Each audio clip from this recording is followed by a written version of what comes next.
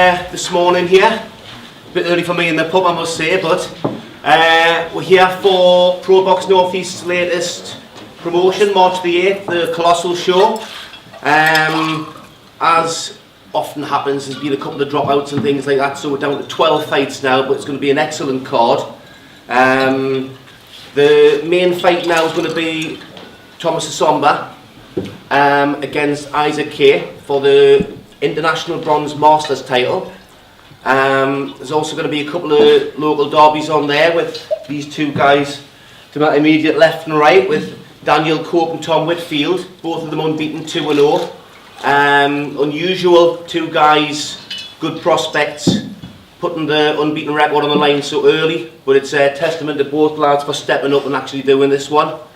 Some other cracking fighters and good prospects, got a few guys making the debuts on there as well. Got the Ward brothers, always good value for money, and they'll both be fighting against guys who will be coming to win. So that's generally what we've got there. So shall we start with any questions, guys? Stuart, go on. I suppose just to ask Daniel and Tom about how much they're looking forward to, as you say, quite an early derby in their career against someone with a similar sort of career path. I can't wait, mate. It should be good. Like you say, we both stepped up, you know what I mean? We didn't have to take the fight, but we just want to say who's the best. Yeah, same. I can't wait. No, be a good fight, 50-50, so can't wait.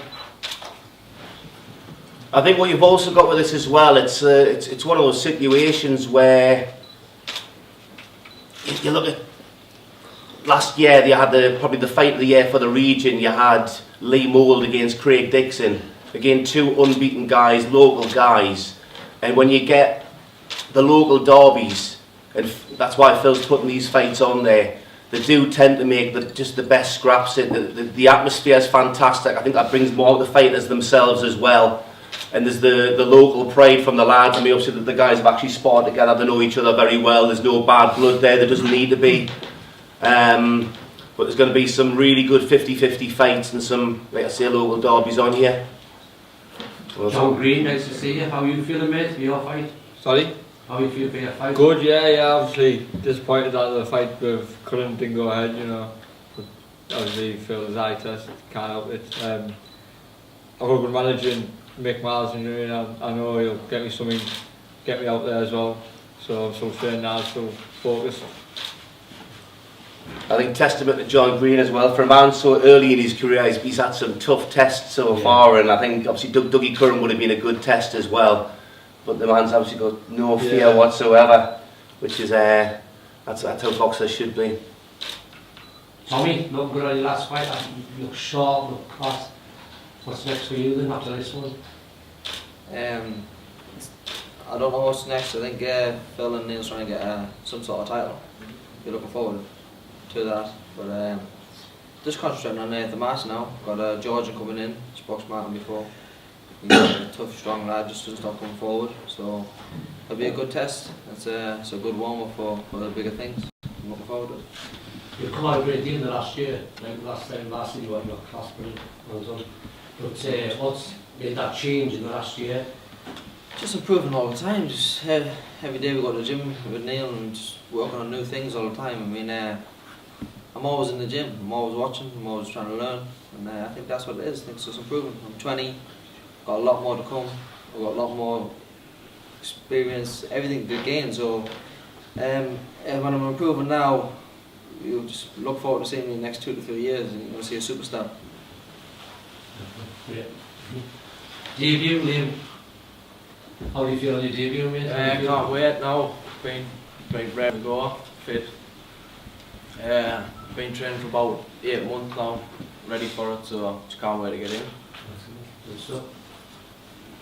I think obviously you're making your debut on a show like this as well. It's the North East really is buzzing. This is like the third, or it's going to be the second show in 2 months, and then obviously you've got your show next month as well, and some more shows later on this year. I think for the professional boxing within the region now, there's never been a better time, and I know it's I may be a little bit biased when I'm saying this when the man's just sitting over there, but Phil Jeffries has done so much for professional boxing in the region over the last few years. And Neil Fannin and There's Neil Fannin and Malgates, you know, you haven't to forget Neil Fannin and Malgates because they've worked with us from day one. If it wasn't for them two, I would have been in the game. Yeah. You know, I don't want any praise. What made It's all you about the now? boxers. But therefore, you know, what made you come back though? Did you miss it, or did you see it like going down and the boxers weren't getting what they were getting? Or That's Neil. Neil? Come on, Neil. Why did you still come back? We need to know. I just pestered him. Just tortured his brains out. It's nice having back though, because this is the biggest show. The biggest show to hit the northeast, is it? You know what I mean? Colossal. It's unbelievable. What we and Neil have talked about, we're only putting big shows on now. We're not interested in 3 or 4 fight shows. Yeah. We want value for money for the supporters. We want 50-50 fights into me. For them two lads, Yeah. it wasn't hard to make the fight, you know. For them two lads, we've been such early in their careers to take this fight off. Definitely. You've got to take that off to them, you know what I mean, Brian? Definitely, yeah. You've got to take that off to them. That's what we've been talking about, you know. There's a bit more.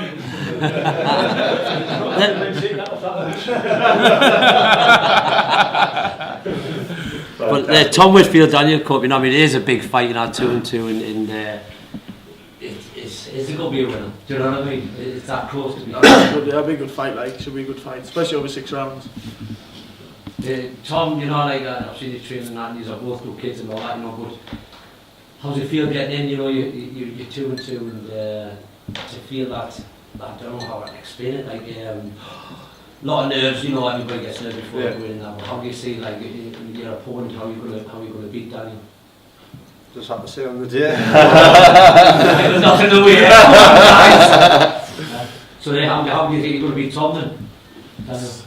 We've been waiting on some stuff in the gym. They'll all come out on the day.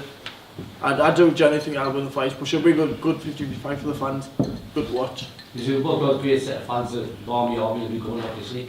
Do you know what I mean? Have great stuff. That'd be a great atmosphere on the day. Yeah, it should be bouncing. Oh yeah, definitely. Good luck both teams, brilliant. Great Well, in terms of atmosphere, I mean, it should be a sellout, so there should be over 2,000 people there in the Rainton Meadows. It's going to be absolutely rocking. And Phil's been true to his word in terms of stepping the guys up. I mean, these guys are stepping up. But the likes of Thomas, he's stepping up against a guy called Isaac Kay for the International Bronze Masters.